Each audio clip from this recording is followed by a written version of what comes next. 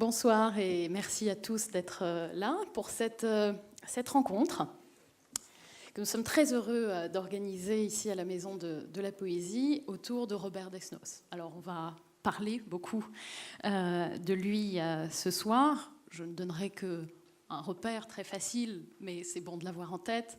Il est né en 1900, il est parti en 1945 du typhus à Térésine, on en reparlera. C'est un homme assez extraordinaire. Je voudrais simplement vous donner en quelques mots la description qu'en faisait celui qui ne fut pas toujours son meilleur ami, André Breton, qu'il dit à la fin, il n'est déjà plus là, ils ont un lourd contentieux qui les sépare, et pourtant une admiration et une forme de tendresse qui demeure.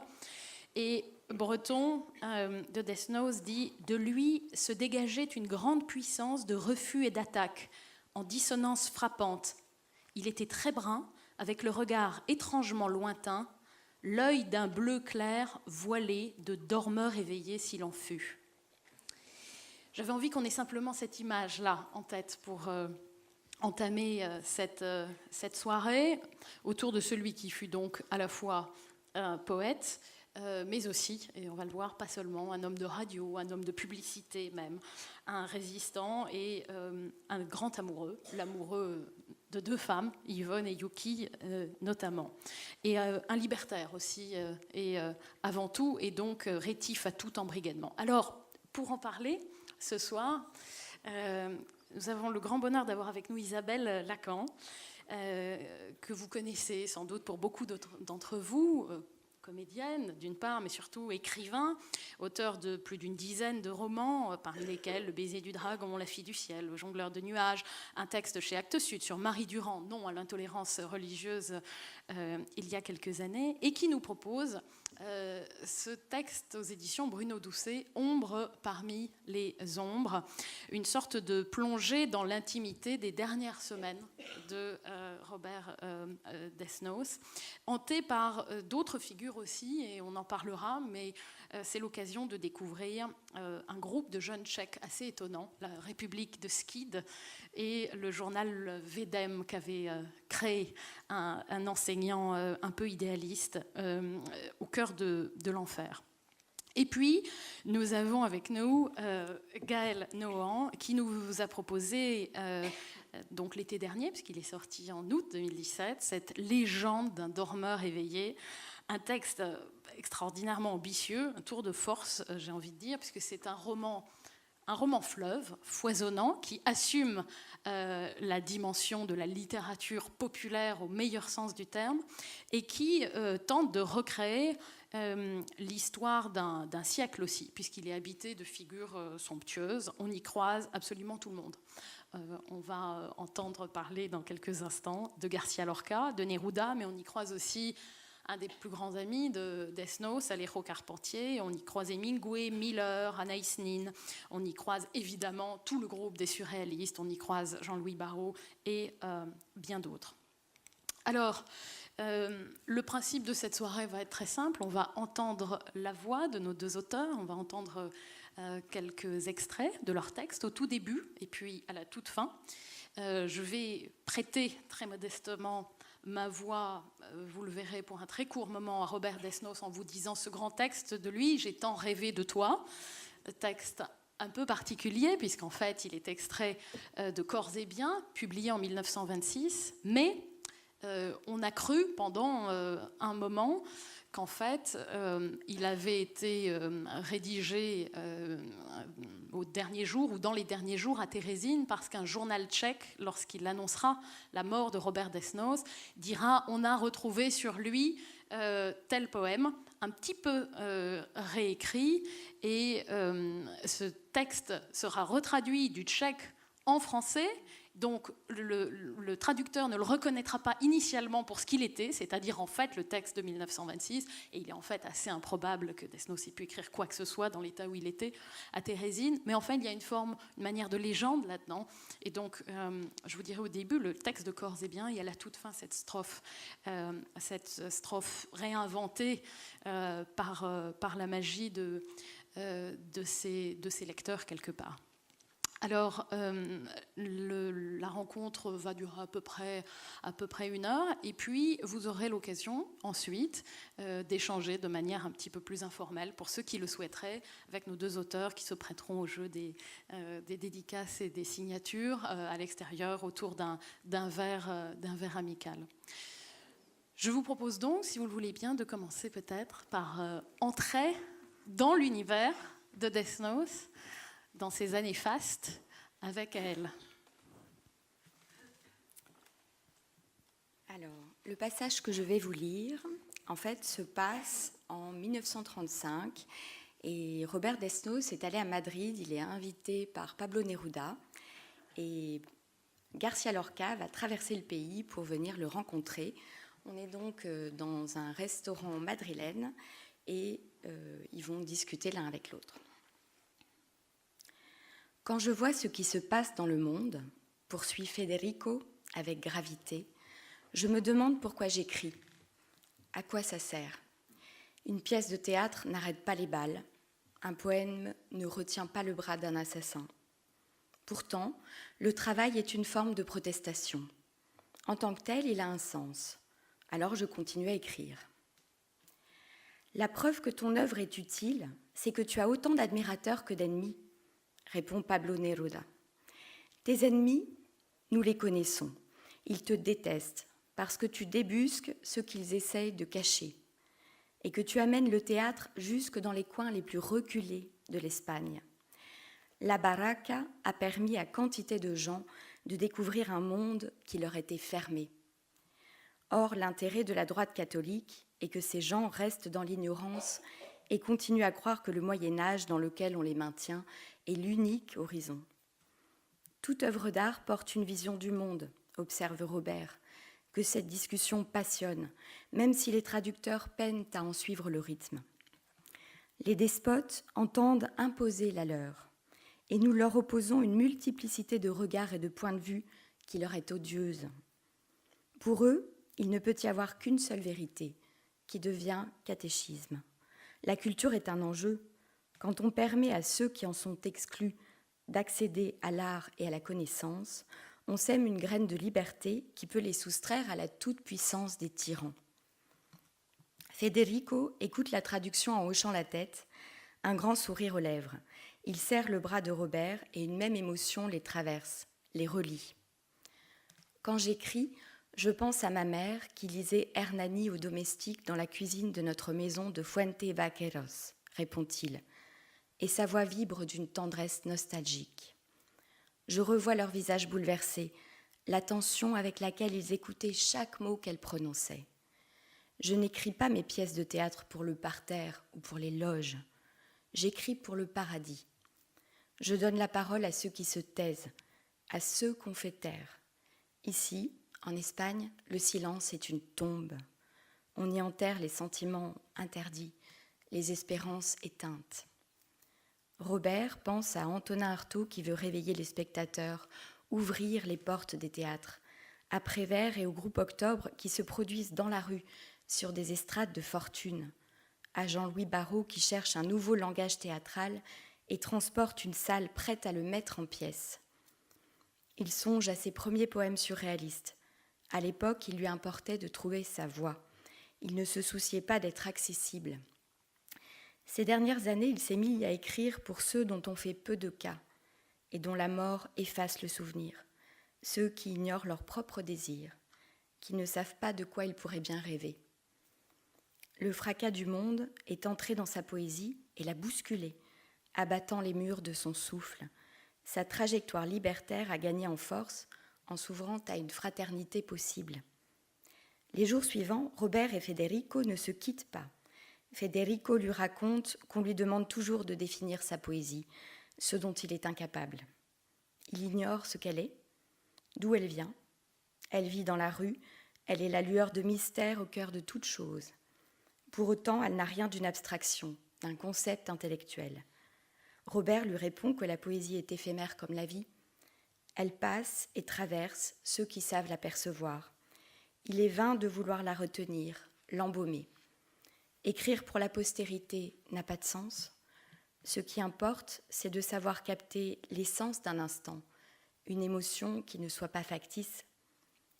Au mois de mai de l'année dernière, dit Federico d'une voix sourde, mon ami Ignacio, qui était le plus grand torero de notre temps, est redescendu dans l'arène 7 ans après avoir pris sa retraite.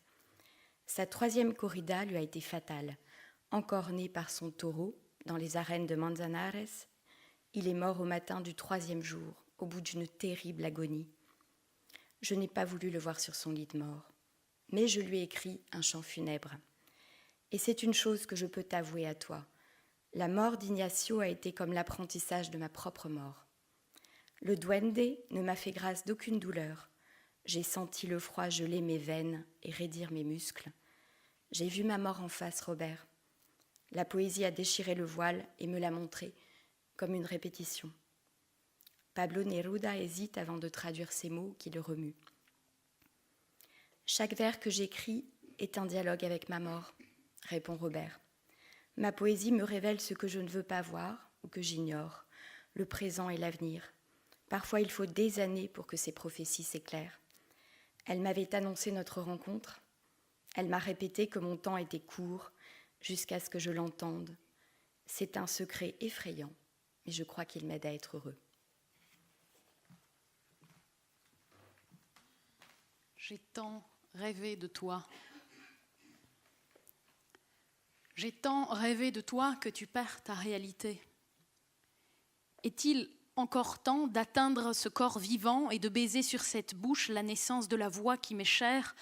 J'ai tant rêvé de toi que mes bras, habitués en étreignant ton ombre à se croiser sur ma poitrine, ne se plieraient pas au contour de ton corps, peut-être.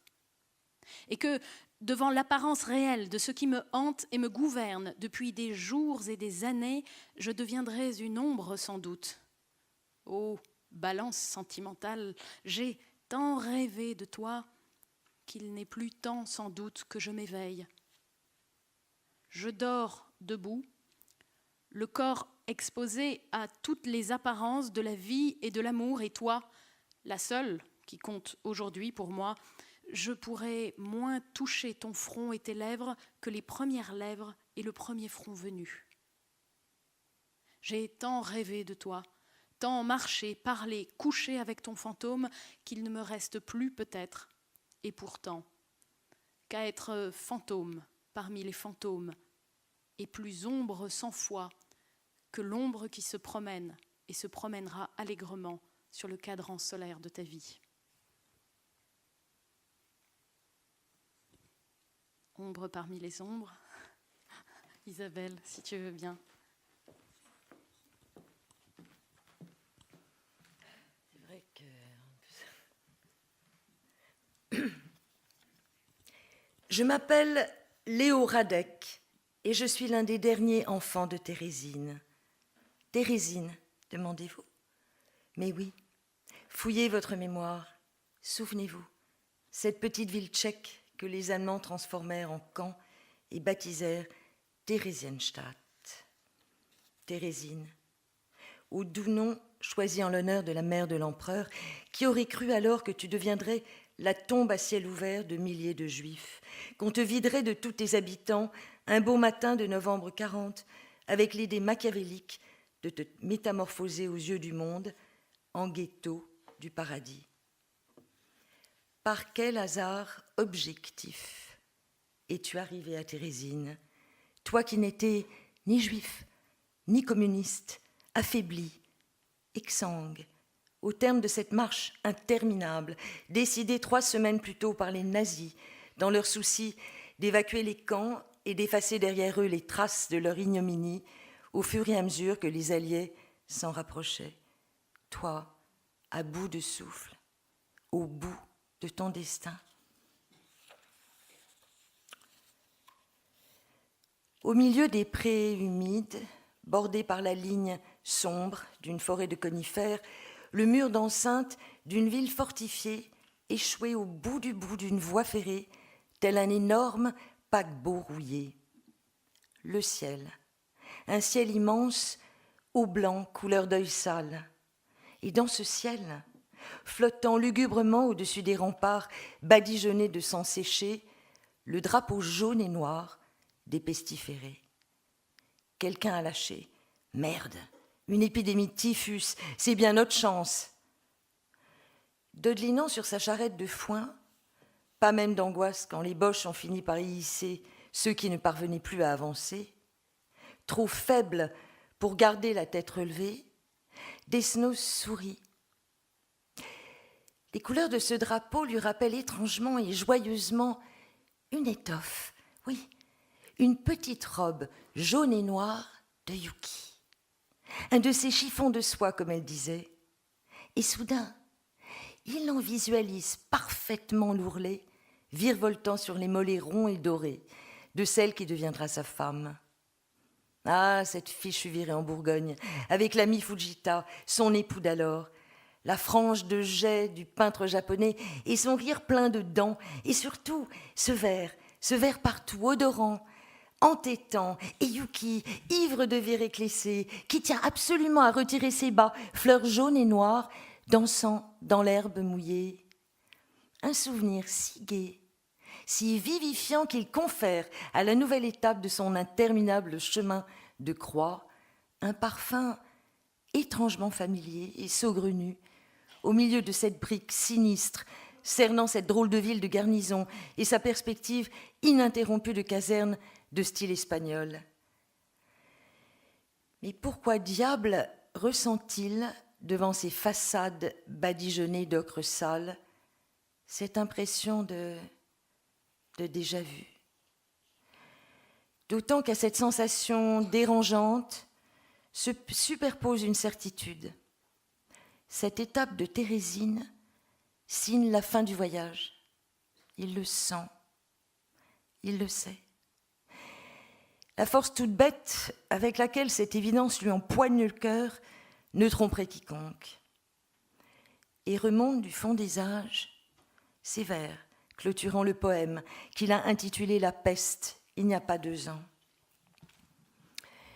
Jamais lune ni soleil ne roulèrent si loin de la terre.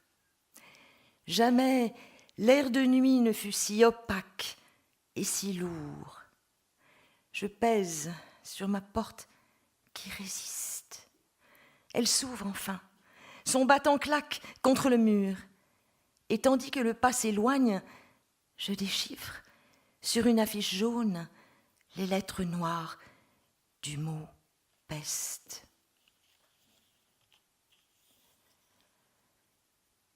On revient à Léo Radek. C'est lui qui parle.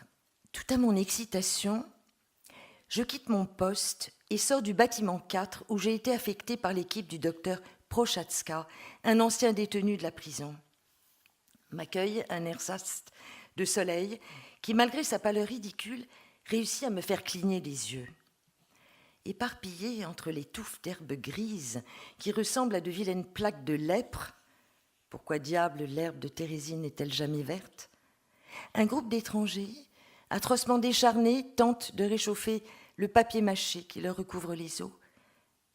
Je gonfle les poumons, histoire de chasser la puanteur, la crasse, l'horreur, le confinement de la pièce où je reste des heures à collectionner les poux des prisonniers. Et cherchant à me donner une contenance en passant devant ces Français, car oui, j'ai reconnu leur langue. Je ne sais ce qui me prend, je me mets à siffloter. Ah, gracieuse Thérésine, splendeur de tes pimpants de caserne et de ton radieux pavé. Gloire de la cavalerie de sa majesté François-Joseph. Mais où sont donc passées tes vieilles odeurs de cuir trempé de sueur humaine se mêlant à la laine fumante de tes chevaux? En revanche, pour ce qui est du fumet de crottin, Desnos blague, comme à son habitude. Autour de lui, ses compagnons pouffent. Bien sûr que ça sent la merde. Pensez, s'empiffrer de tous ces colis de la Croix-Rouge à se faire claquer la sous-ventrière, quand pendant des semaines vos entrailles ont crié famine. Mais soudain, Desnos tend l'oreille. Pas possible. Qui peut bien siffler cette chanson de Vaughan de Litte? Cet air de jazz, comme un clin d'œil du destin vrillant le cul de l'enfer. Il n'en croit pas ses oreilles. Et tandis que je longe le muret, il m'interpelle quand j'arrive à sa hauteur. « Dis donc, petit !» Confus, il s'interrompt. Comment comprendrais-je sa langue? Alors, tout en me désignant du doigt, le voilà qui demande « Toi, tchèque ?» « Oui, monsieur. » Il me dévisage, interloqué. Et tout de suite, j'adore sa grande bouche et son large sourire, aux lèvres pourtant si blanches et gercées. « C'est incroyable! Tu parles français ?» Il n'en revient pas. Encore moins quand je lui bredouille que le français, pour moi, c'est la langue des poètes. Oh, mais il insiste. Connaissais-je au moins l'air que je sifflais? Je hausse les épaules, banana oil, bien sûr. Pourquoi? À son tour d'émettre un sifflement, mais cette fois d'admiration. Bien entendu, je ne pouvais deviner que tu avais écrit et défendu bec et ongle cette musique que les nazis qualifiaient de dégénérée, et même incité chacun à l'écouter chez soi, à l'écouter chez soi jusqu'à plus soif, en signe de résistance à l'occupant abhorré. Mais pour l'heure, je reste fascinée par tes yeux qui me fixent, comme deux énormes lacs transparents, si clairs, si profonds, si sincères, que j'aimerais me perdre dans leur onde. Te raconter qu'ici, dans ce ghetto, qui vit passer tant d'artistes, de musiciens, de peintres, de metteurs en scène de théâtre, aux côtés de scientifiques et d'écrivains de renom, et où furent composées tant d'œuvres musicales, nous avions même un petit orchestre de jazz, les ghettos swingers. Pourtant, la raison pour laquelle les Boches consentaient à fermer les yeux sur ces activités qui nous étaient, à nous, juifs, formellement interdites, tenait toujours du mystère. Du moins, je n'aurais eu l'audace d'imaginer que leur perversité allait jusqu'à s'esclaffer en disant qu'ils dansent les youpins, qu'ils fassent donc joujou, on verra bien qui rira le dernier. Tu m'as demandé mon nom, et j'ai répondu Radek, Léo Radek. Tu t'es alors enquis de savoir si j'étais juif. J'ai ri. Bien sûr qu'ici, nous l'étions tous. Thérésine, vous vous souvenez? La ville promise par Hitler à ses sujets juifs. Sauf que pour nous, ceux du protectorat de Bohême et de Moravie, la destination était obligatoire. La ville forte se présente comme une étoile à 6 branches. L'ignoriez-vous?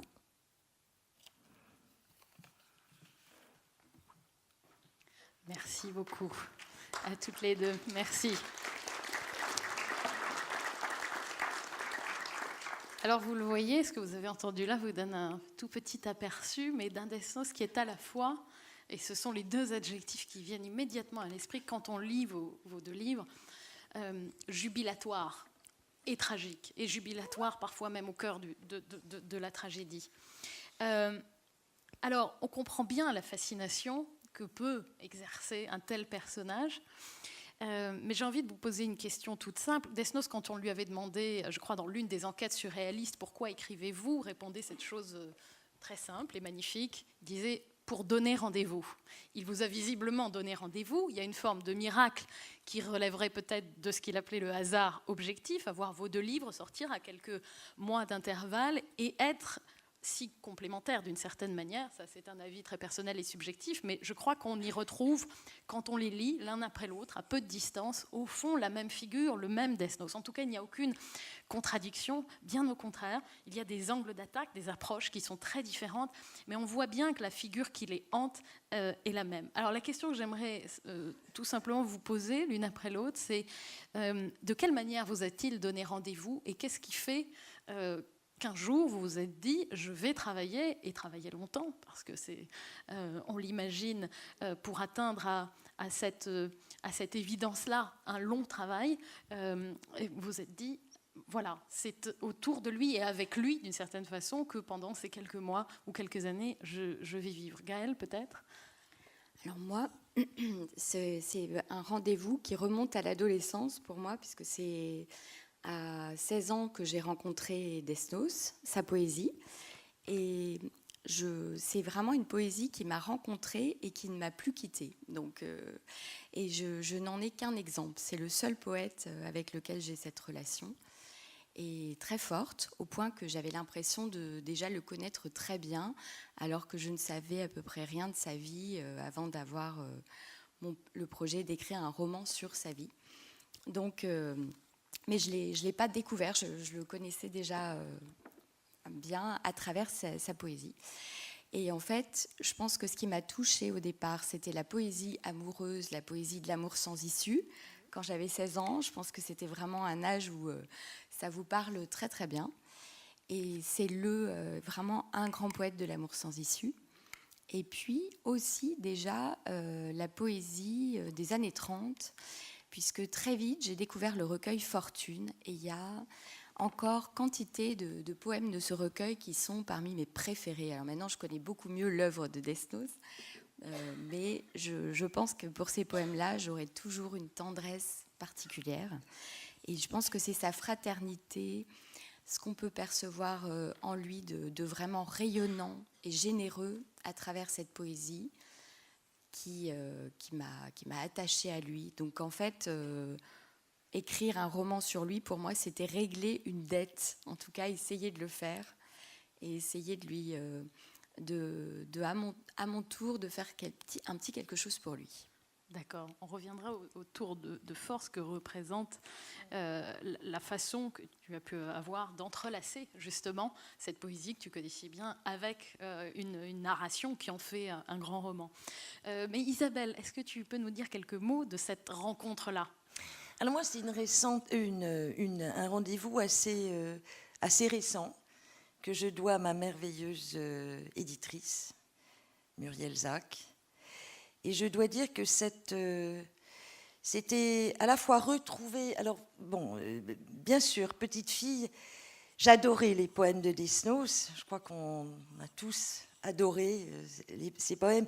C'est parce que c'était toujours comme un adulte, ces poèmes qui vous prenaient par la main, mais une main chaude, une main sèche, et qui vous exhortaient à ne pas avoir peur de rentrer dans l'imaginaire, de pouvoir partir avec des idées saugrenues.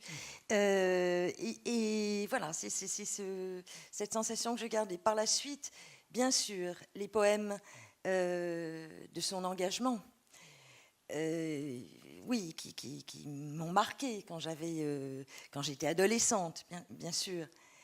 On est en période de rébellion.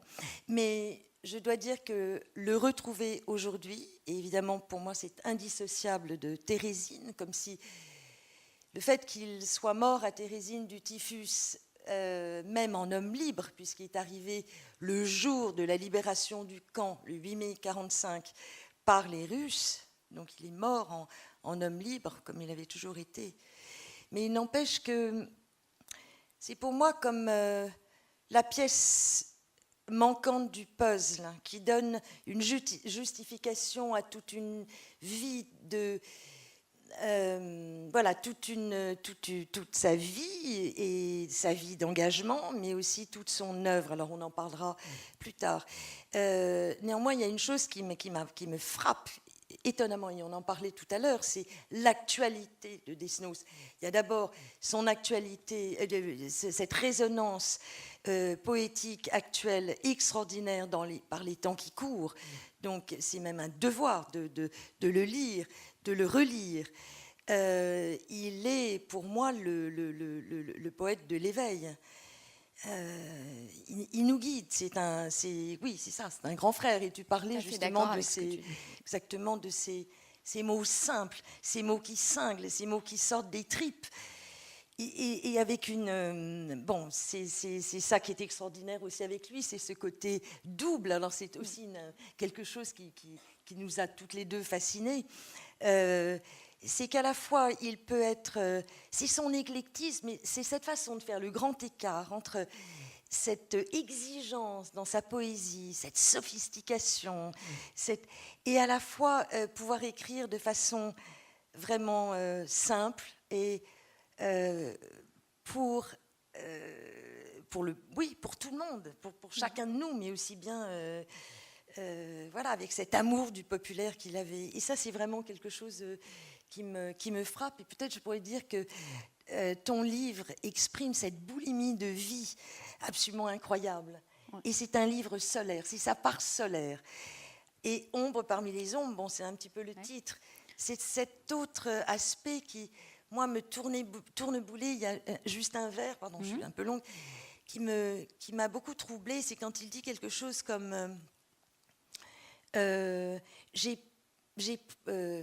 Dumas, vous allez me dire, non, j'ai pris pour habitude de rire aux éclats aux funérailles qui me servent de paysage. Hein.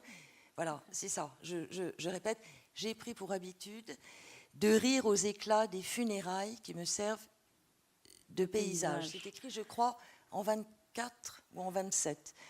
Cette période où il est très obsédé par la mort. La jubilation et la tragédie.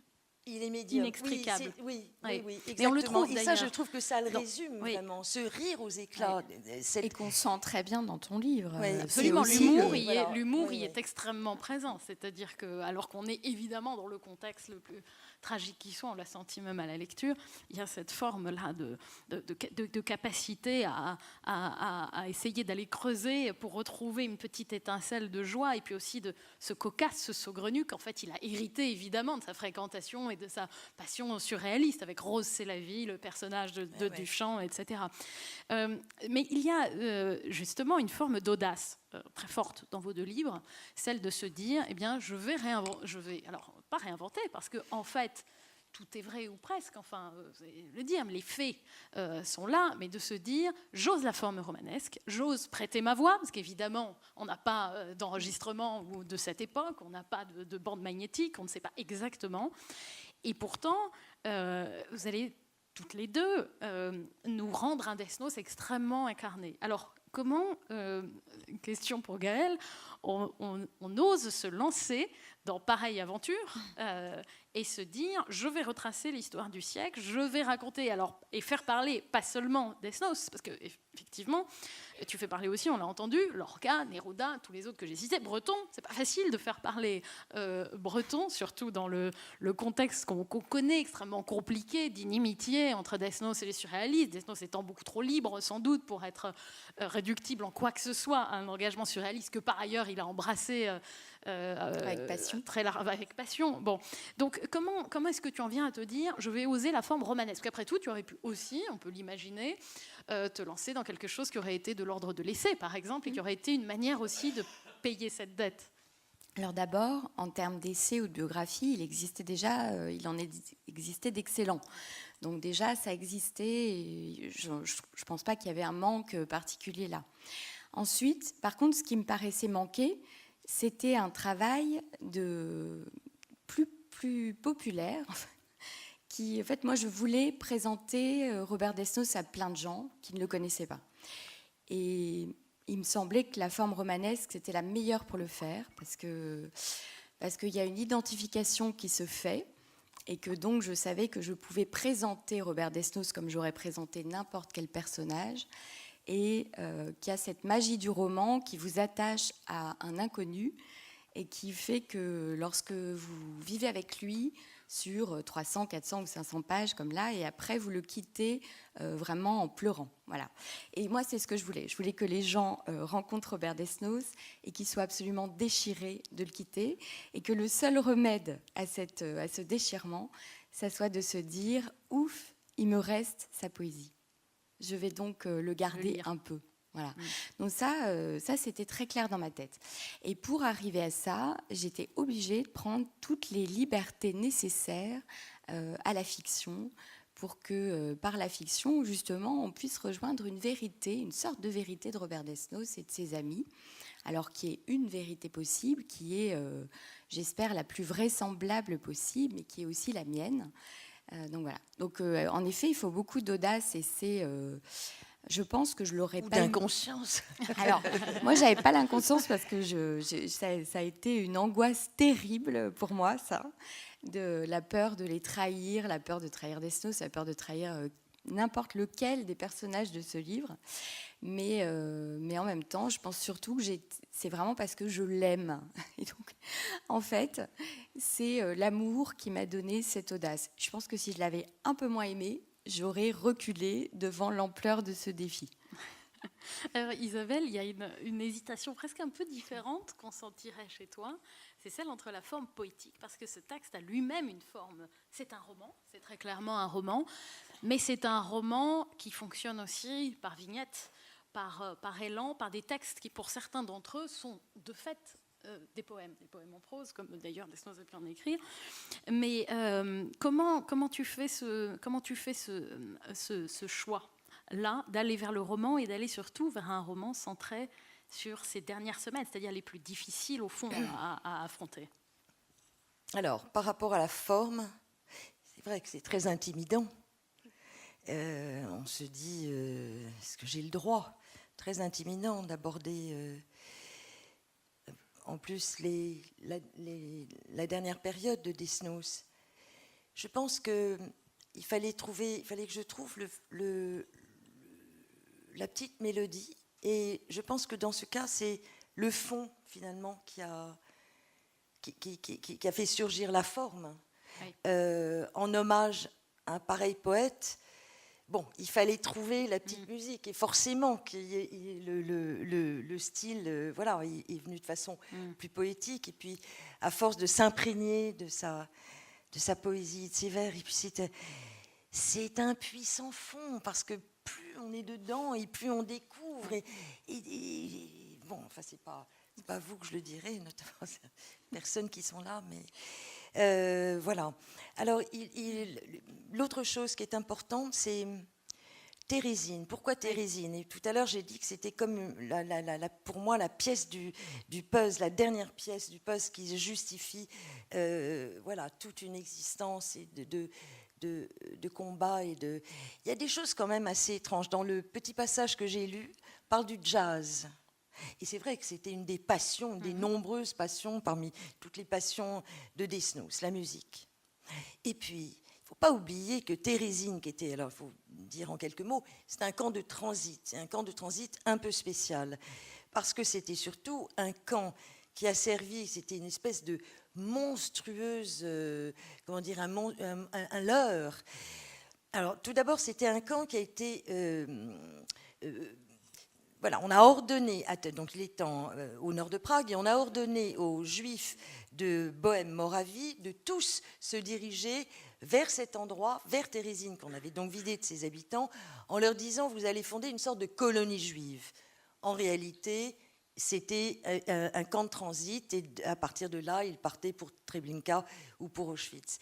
Mais très vite, ce camp de Thérésine a servi pour les nazis à regrouper un petit peu tous leurs prominentem. Alors d'abord, les médaillés de la Première Guerre juifs, qui étaient un peu gênants.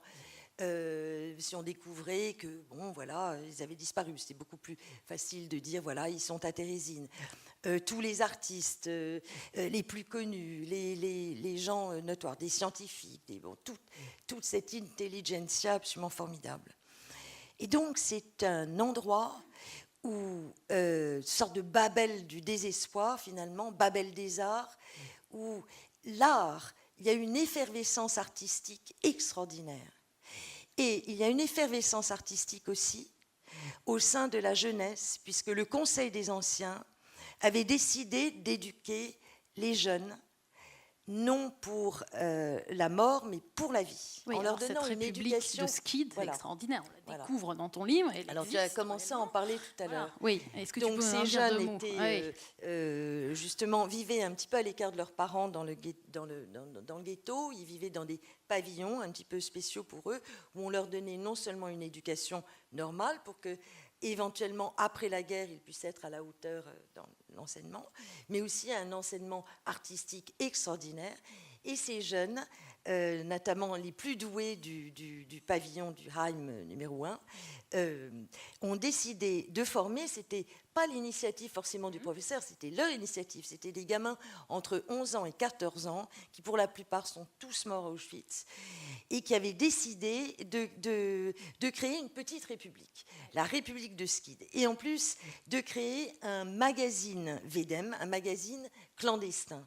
Et là où c'est extraordinaire, c'est quand on regarde, on peut voir sur le net, ce magazine bourré de caricatures, d'articles. Ils ne ménagent pas leurs mots, ils font des articles sur le ghetto. Ils critiquent les adultes.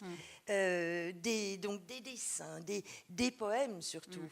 Et des poèmes, c'est la République des petits poètes de Skid, des poèmes où ils ont cette hargne, alors ils se servent de la poésie comme des armes de résistance contre la douleur, contre le désespoir, avec ce mot extraordinaire, ils disent, bien sûr que peut-être on va mourir, on le sait, on le sent, mais au moins nous allons mourir pour que plus tard les gens se tiennent par la main, que toutes les races, toutes les religions puissent vivre ensemble. Et c'est bouleversant.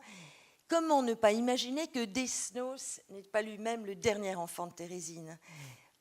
Ses enfants et Desnos, voilà. Avec sur la couverture cette image du canon qui tire vers de la Terre à la Lune et qui est une manière d'imaginer une forme d'évasion. Qui fait référence à Jules Verne, qui est aussi un des auteurs préférés de Desnos. Et oui, il y a quelque chose de très étonnant dans cette forme d'accomplissement d'une prémonition qu'on voit apparaître dans vos deux livres très clairement, qui renvoie alors par ailleurs à c'est le titre d'ailleurs, cette légende du dormeur éveillé, c'est-à-dire le rôle très particulier qu'a joué Desnos dans le surréalisme, où il a été un temps au cœur de ce qui était le travail des surréalistes sur la question de l'hypnose, du sommeil et de l'inconscient. Mais on voit bien chez toi, Gaëlle, aussi, que ce Desnos, celui qu'on trouve à la fin de sa vie et dont on a envie d'imaginer qu'il ait en effet eu cette revue entre les mains Védème, c'est un Desnos très politique. Et c'est intéressant parce qu'aucune de vous deux, évidemment, ne l'escamote. C'est un Desnos amoureux. La présence de l'étoile et de la sirène est permanente ici.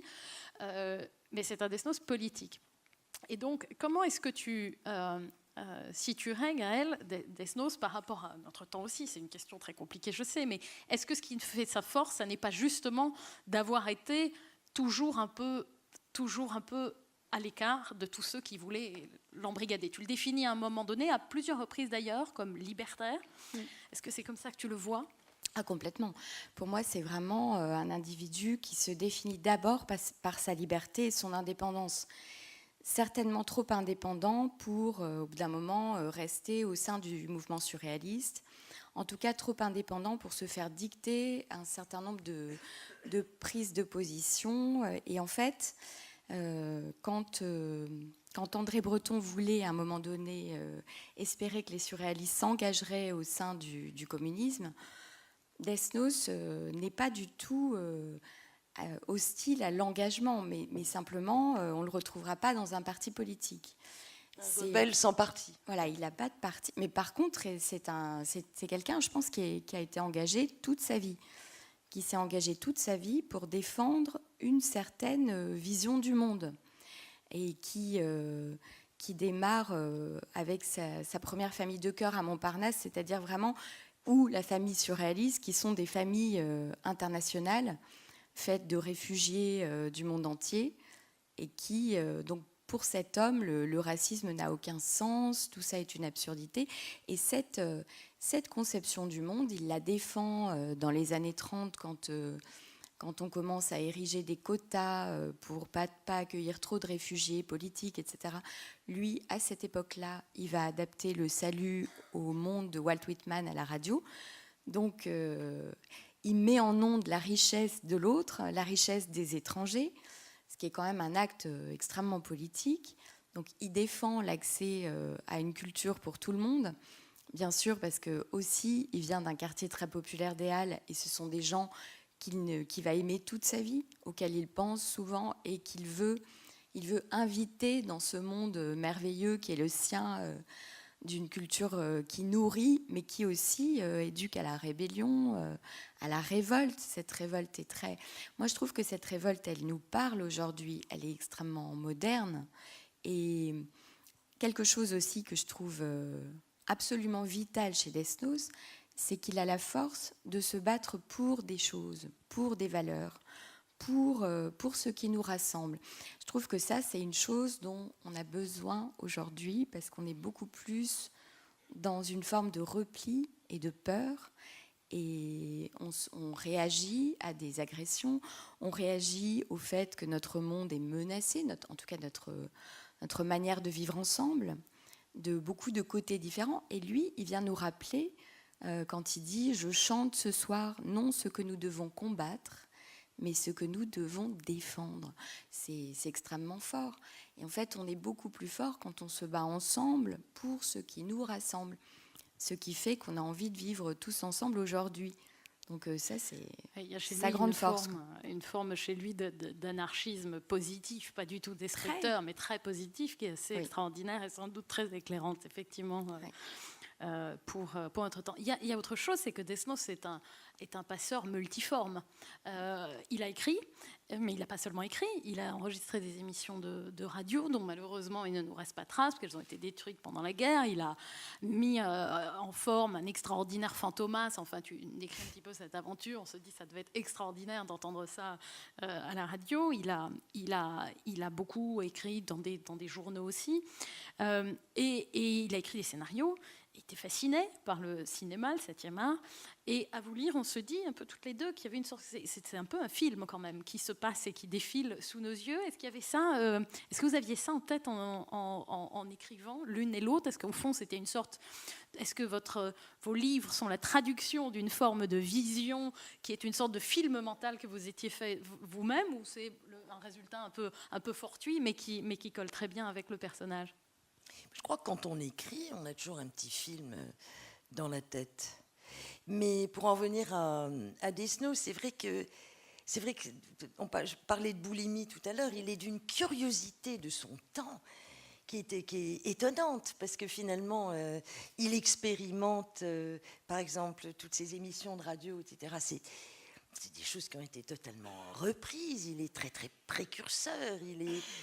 On a l'impression qu'il y a c'est ça, c'est toujours cette espèce de boulimie presque trépidante et c'est un ogre presque qui souffre en même temps. Oui, c'est ça, qui ne c'est cesse ce que pas de j'allais souffrir. dire. C'est que l'impression que c'est toujours, il y a une espèce de mélancolie, de choses très, voilà, à la fois, il est capable des pires saillies, il est à se tordre de rire, et voilà, il y a quelque chose de très... Et alors tout ça se joue dans ce rapport amoureux aussi. Puisqu'en fait, il y a une forme de manque perpétuel chez lui. Il a follement aimé une première femme qui s'appelait Yvonne Georges, celle qui sera pour lui l'étoile, qui va mourir de la tuberculose en réalité, et puis une autre, qui est opiomane, et qui l'accompagne dans sa descente aux enfers, et dont il se souvient toujours, et on le voit bien, et ce sont les dernières semaines, et avec cette présence très très forte de l'étoile dans ton livre, Isabelle. Et puis il y a Yuki, cette forme de renaissance, qui est la femme de Fujita, une exposition en ce moment, on en parlait tout à l'heure au musée Mayol, mais d'abord elle est l'épouse de Fujita quand il la rencontre, et puis elle va devenir clairement sa muse, mais en même temps une muse compliquée qui le repousse, qui a d'autres amants dont il ne se sentira jamais complètement aimé, et Yuki occupe une place importante en réalité dans ton livre, Gaëlle, notamment parce qu'en fait, tu lui donnes la parole sur la dernière partie. Oui, parce que je trouvais ça important à un moment donné. Comme j'envisageais ce roman comme une lettre d'amour à Robert Desnos, c'était impossible de ne pas intégrer son grand amour dans cette lettre d'amour. Et de lui redonner une voix et une place vraiment importante qu'elle avait dans sa vie. Et c'est un personnage en plus qui est absolument fascinant parce que c'est quelqu'un qui est à la fois d'une très grande liberté, mais qui a aussi des peurs et des fragilités presque d'enfant, qui est pas juste c'est pas sois belle et tais-toi, Yuki, elle est pas du tout, c'est un personnage. Voilà, elle est très provocatrice, c'était aussi quelqu'un qui avait un goût assez sûr en art, en littérature, qui lisait, qui a une idée bien à elle de ce qu'elle accepte et de ce qu'elle n'accepte pas des hommes, qui est une grande séductrice. Et en même temps, pour Desnos, c'est aussi une femme, comme il disait, à ma mesure, une femme à laquelle il pouvait se mesurer, toujours, et qui n'était jamais un acquis. Tout était toujours à reconquérir avec Yuki d'un jour sur l'autre. C'est quelqu'un qui ne veut pas se donner, qui a beaucoup de mal, je pense, qui a très peur d'aimer. Et puis, parce que aimer est certainement synonyme de perte pour elle, ce que c'est. Aimer, c'est être fragile à travers les autres et avoir tout à coup une part de soi qui meurt avec eux. Et donc, c'est une chose qu'elle redoute profondément. Et malheureusement pour elle, c'est exactement ce qui va lui arriver avec Desnos, c'est-à-dire réaliser à quel point elle l'aime au moment où elle le perd, précisément. Et donc, il y a là aussi une forme de tragédie dans la vie de Yuki. Et en même temps, c'est tellement beau le chemin que cette femme va faire vers Desnos à partir du jour où la Gestapo vient le chercher et on l'arrête et on lui enlève cet homme. Elle fait un chemin vers lui qui vraiment la hisse complètement à la hauteur et de Desnos et de cette histoire d'amour. Je trouve que c'est un personnage bouleversant et magnifique, quoi. Je me demandais, il y a une scène où elle offre le manteau de Desnos à Lucher, un collaborateur qui va être fusillé. C'est Est-ce réel, que c'est vrai? Voilà, c'est c'était magnifique. cette question. Non, c'est vrai. C'est extraordinaire. Ouais. C'est vrai, elle va lui offrir ce manteau. Oui, et je trouve ça très... Voilà, ça c'est typiquement une chose que j'aime beaucoup chez Yuki, qu'elle ait cette profonde loyauté, ce courage. C'est-à-dire que Lucher est un homme qu'ils ont connu quand ils étaient plus jeunes, à une époque où cet homme n'était pas encore un grand collabo, mais était quelqu'un qui était plutôt... qui avait des valeurs pacifistes et de gauche, et qui était ami avec les surréalistes et pas très loin de Desnos culturellement.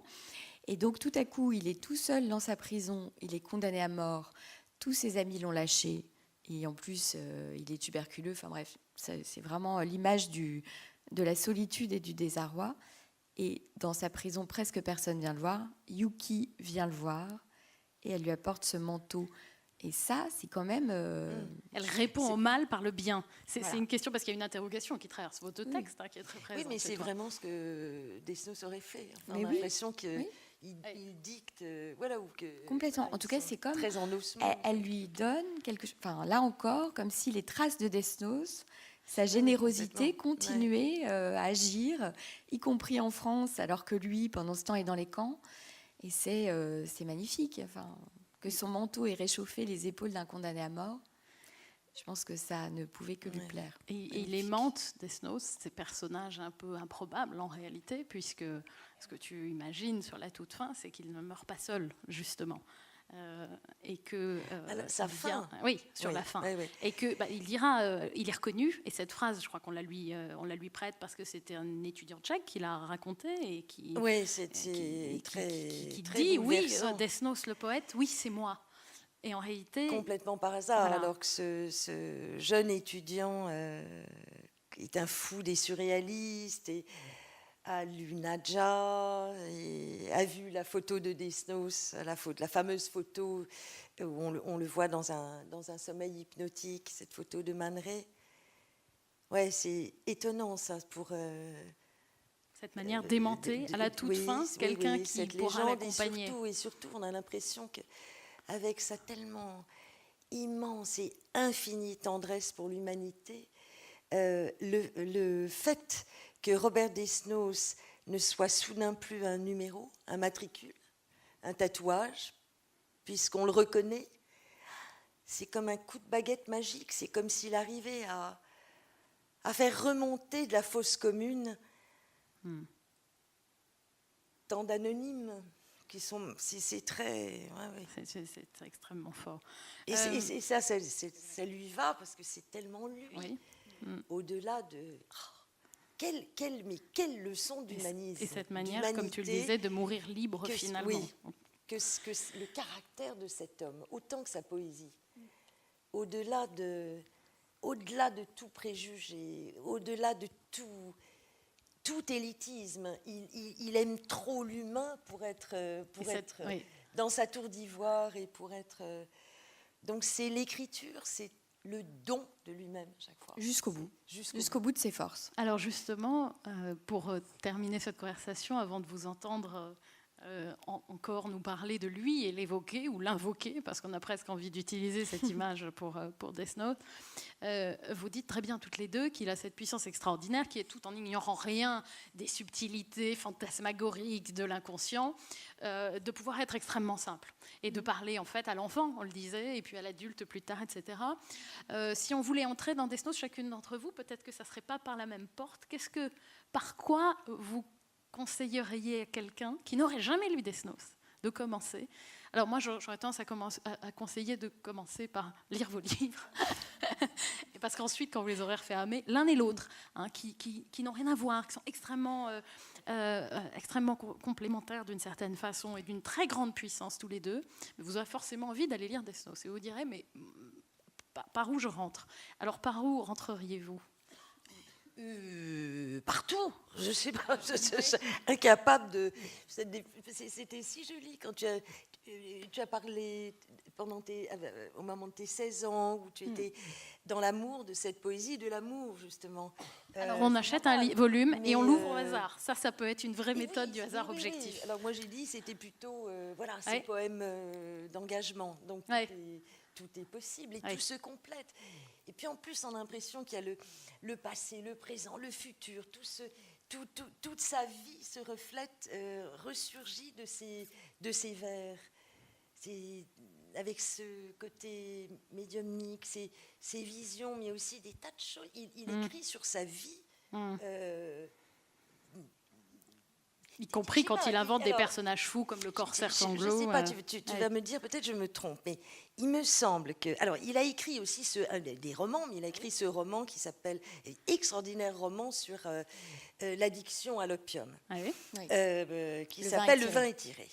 Et il y a un personnage qui s'appelle Don Linger, qui est un personnage d'ouvrier, ou de plombier même, qui tombe follement amoureux de la Barbara, qui est finalement Yvonne, son premier amour, son amour opiumane. Bon. Eh bien, par hasard, il me semble que c'est dans Sire Amour. Oui. Peut-être je me trompe, mais enfin, vous le trouverez, vous le chercherez. Oui. Il y a 2 vers où il parle d'un ouvrier. Alors, on se doute bien qu'il est dans une situation où il parle de cet amour, et cet amour qui est regardé par un homme populaire, visiblement un travailleur manuel qui rend du travail dans un café. Et on sent sa jalousie. Et je me suis fait tout un cinéma. Je me suis dit, mais si ça se trouve. Parce que quand on écrit, c'est ça, on a des petits détails qui reviennent. Et voilà, ça suffit parfois pour lancer un personnage de roman, etc. Donc on peut y entrer par n'importe quel bout. Je pense qu'il y a un très très beau quarto des œuvres complètes, qui est une merveille, parce que vous trouvez, non seulement vous pouvez vous promener dans la poésie de Death Note en allant des jeux de mots de Rose c'est la vie d'Encore et bien jusqu'à la poésie lyrique de À la mystérieuse, qui est magnifique, ou alors allez vous promener un peu dans je crois un de mes recueils préférés, moi, c'est Fortune, avec les 400 coups, etc., tous ces poèmes des années 30. Et surtout, vous allez trouver aussi les lettres de déportation de Death Note, qui sont absolument magnifiques, des articles, la complainte de Fantomas. En fait, c'est vrai que quand on a le plaisir de s'être promené vraiment un peu partout dans l'œuvre de Death Note, on a envie d'offrir tout, en fait. Moi, je trouve. Et que finalement, selon les humeurs, vous avez envie de lire un petit peu une poésie. Il y a des poèmes très humoristiques, ou très vengeurs, ou très sombres, la poésie engagée. Mais bon, il y a des jours où on n'a pas forcément envie de lire quelque chose d'aussi grave. Voilà, donc c'est un peu comme ça. Là, vous pouvez picorer, aller à droite, à gauche, selon vos humeurs. C'est ça. Moi, je trouve que la poésie, ça se lit au gré aussi de son humeur du jour, de ce dont on a besoin ce jour-là aussi. Je crois que vous nous avez bien convaincus. Je vous propose qu'on conclue cette trop brève rencontre, mais qui va se prolonger de manière très informelle à l'extérieur, par quelques extraits, et que l'on entende... que l'on entende Isabelle nous dire quelques extraits de son texte. Je vous dirai ensuite cette simple strophe je vous le disais, qui a été retraduite du tchèque en français, qui est une sorte de réinterprétation du « J'ai tant rêvé de toi ». Et puis, Gaëlle conclura.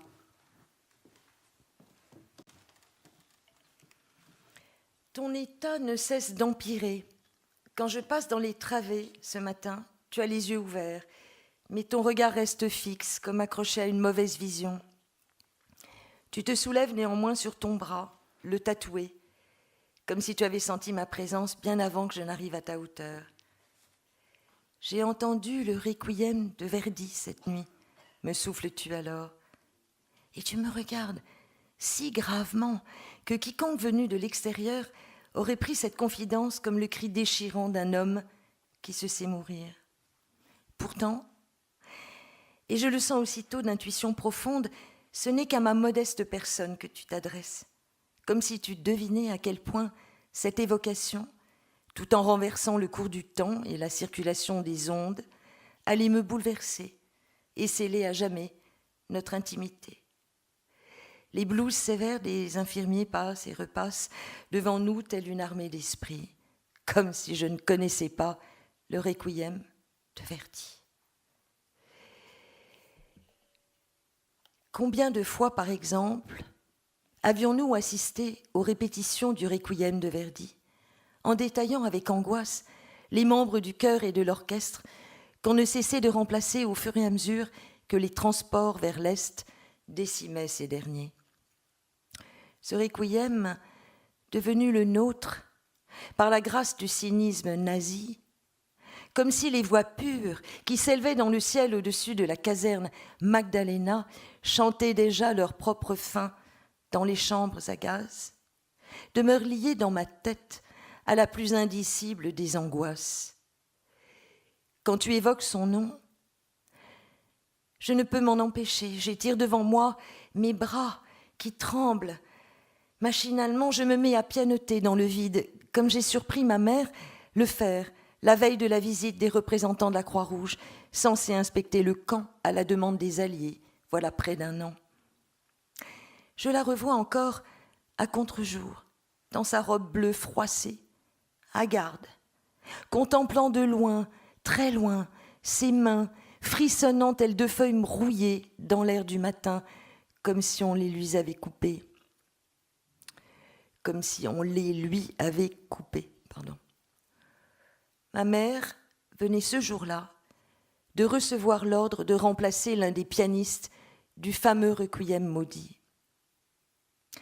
Et puis, soudain, pressée de me débarrasser de ce qui m'étouffe le cœur comme on arrache le col d'une chemise, voilà que ma langue s'affole, que je raconte détail après détail la suite des farments qui avaient ponctué cette drôle de période précédant la visite du comité de la Croix-Rouge en juin 1944, jusqu'au tournage du film commandé au ghetto par la propagande nazie, dans le but démoniaque de montrer au reste du monde le paradis offert aux Juifs par Hitler. Comme si. Un mois auparavant, nous avions assisté à un départ de convoi intensifié, comme si malades et vieillards n'avaient plus le droit de citer au ghetto. Puis la rumeur avait couru que nous aurions désormais droit à triple ration, comme si les Allemands avaient par miracle décidé de nous engraisser. Et tout à coup, partout, dans le ghetto, ces terrassiers, ces charpentiers, ces peintres, ces menuisiers s'activant frénétiquement, tandis que la bourgade s'embellissait de parterres fleuris, que s'édifiait une bibliothèque, que se construisait à la hâte des bains publics, une librairie et que sais-je encore, un nouveau pavillon pour les enfants, et même une banque.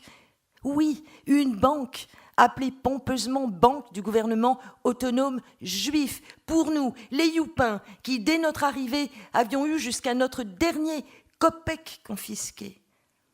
Inutile non plus de préciser que la pimpante coffee shop, au plus pur style viennois, s'élèverait bientôt du côté du quartier général de la garnison allemande, où les prisonniers se faisaient délicatement interroger, ni que les gâteaux et les brioches dont s'enorgueillirait sa vitrine ne seraient destinés qu'aux figurants du film, le temps d'une prise, avec sous peine de schlag l'ordre express de mimer la gourmandise repue. Je m'étrangle. Les mots, ces mots qui restituent avec violence, ces images jamais racontées, m'arrachent la bouche, me labourent la gorge comme une volée de pierre qu'on m'aurait forcé à avaler. Tes yeux ne me quittent pas. J'y lis plus que ma détresse. Pourtant, tu m'encourages à poursuivre, à aller jusqu'au bout du cauchemar. Un film, répètes-tu de temps à autre. Est-ce possible? Et tu as l'air perdu. Un film, oui, censé montrer la journée type du juif le plus heureux sur terre, grâce à la magnanimité et à la munificence du Führer. Match de foot, atelier de couture bourdonnant, folle et trépidante session de jazz au Stadtkapelle, et regardez comme il sautille, regardez-les se tortiller. Un film, un vrai, avec ses décors en trompe-l'œil, ses fausses échoppes où rien n'était vendu, son café musical où l'on ne pouvait pas boire de café, ses bains publics sans canalisation, sa banque aux faux clients et aux faux caissiers, et même ses dizaines de landaux tout neufs paradant sur la grande place au soleil, à défaut de ne jamais voir l'ombre d'un bébé. Se pourrait-il, ne cesses-tu de répéter? Et bouleversée, je me tais. Tu sembles tellement ailleurs. Pourquoi me suis-je allée? Pourquoi me suis-je laissée aller alors que ton délire ne fait que s'accélérer? C'est à ce moment-là que tu reviens à toi, ou plus précisément que ton âme, échappée Dieu sait où, réintègre ton corps brusquement. Que tes yeux me fixent de leur eau pâle, un regard transparent, incandescent, un regard embrassant les arbres, les sources, la lumière, la nature dans toute sa magnificence et ses aléas, englobant les humains, tous les humains, la bonne ivraie comme la mauvaise graine, la terre entière, un regard d'une douleur extrême. Il y a longtemps, si longtemps, murmures-tu alors. Sais-tu que j'avais tout vu? Puis, tu t'es tourné vers le mur. Le silence bourdonnait. Je crois bien que tu pleurais.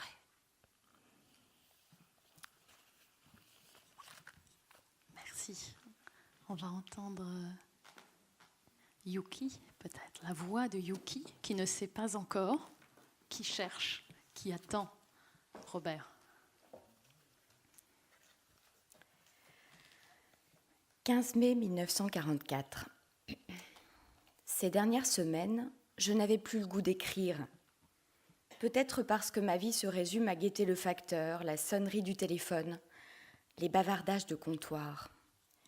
Les copains débarquent souvent avec un poulet rôti ou une bonne bouteille. Ils m'arrachent à ma mélancolie et m'entraînent au Flore, au cinéma, au cabaret, ou à une soirée chez Marie-Laure de Noailles où je bois assez de champagne pour rire à toutes les blagues.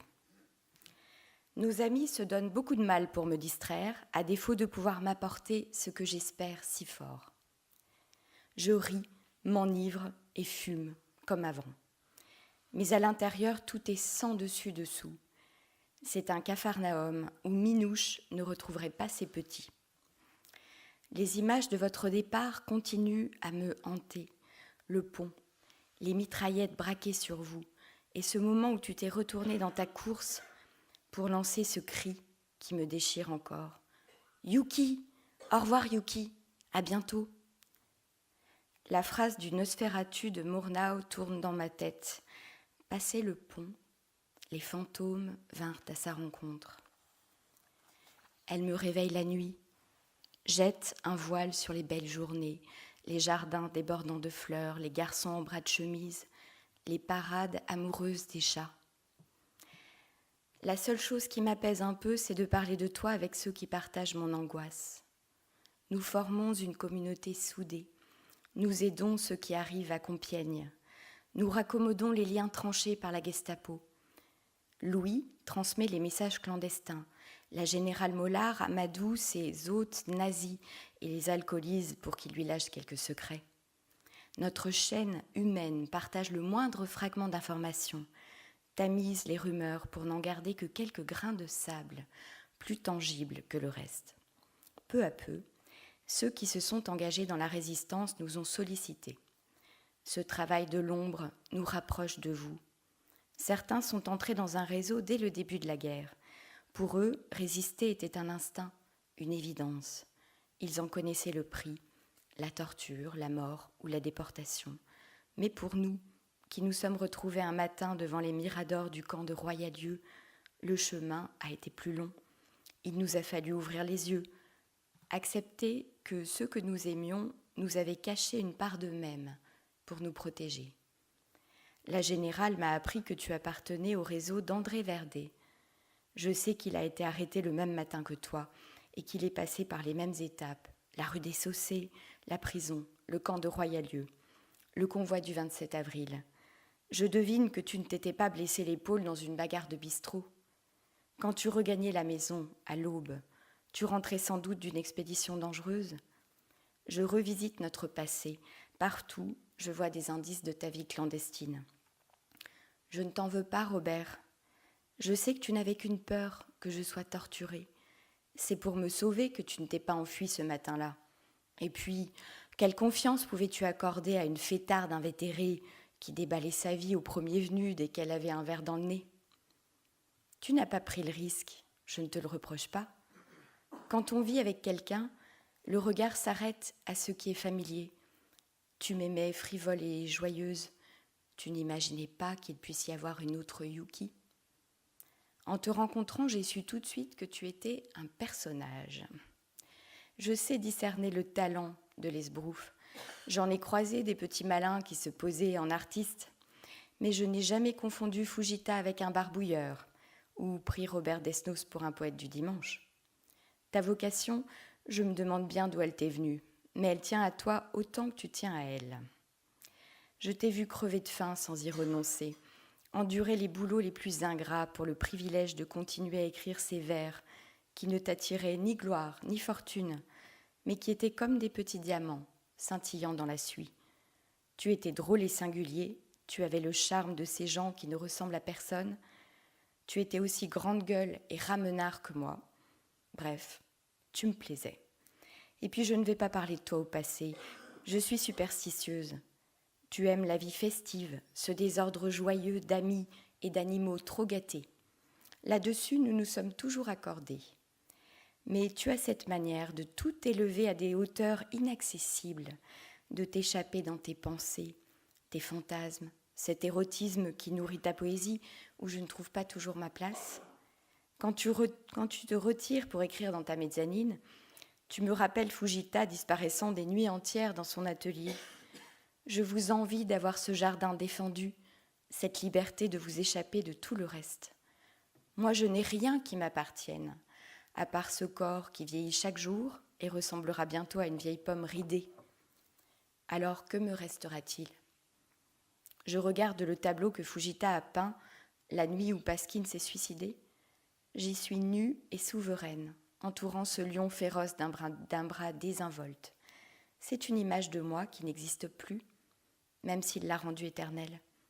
Si tu étais là, tu me dirais que je suis toujours belle et qu'il faut balayer la nostalgie, qu'on ne peut être heureux qu'en habitant le présent. Et tu aurais raison. Maintenant, je dois me faire à l'idée que tu es aussi ce résistant dont j'ignore presque tout. Là encore, ta silhouette me fait me sentir toute petite. J'ai beau avancer, je n'arrive jamais à ta hauteur.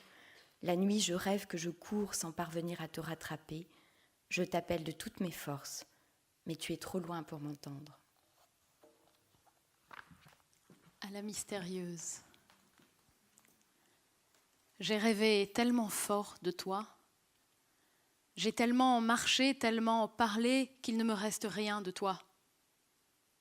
Il me reste d'être l'ombre parmi les ombres, d'être 100 fois plus ombre que l'ombre, d'être l'ombre qui viendra et reviendra dans ta vie ensoleillée.